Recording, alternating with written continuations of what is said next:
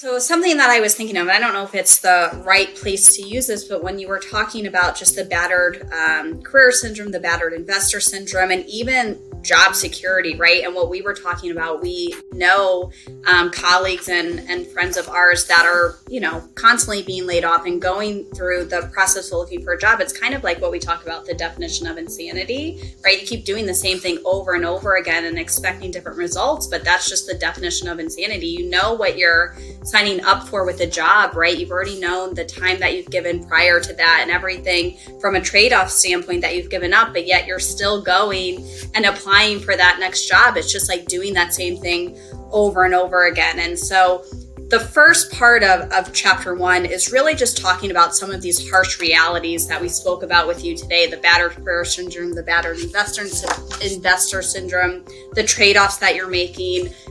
Is job security a thing? And it might sound just really kind of doom and gloom. And it's unfortunate, but that is the reality of it. But part 2 of chapter 1, or the second part of that, is really starting to talk about exploring the possibilities, options, and dreams, and looking at that. And so we talk about the realities, but we start to get into just knowing and exploring those possibilities opens up this whole new mindset for you. And you realize that the job market is not the only path that you have to take. So do you want to just talk about, and we're going to be talking about this in our next podcast session. So definitely tune in for our next session, because we will start talking about just how to explore those possibilities. So do you want to talk just a little bit more about that?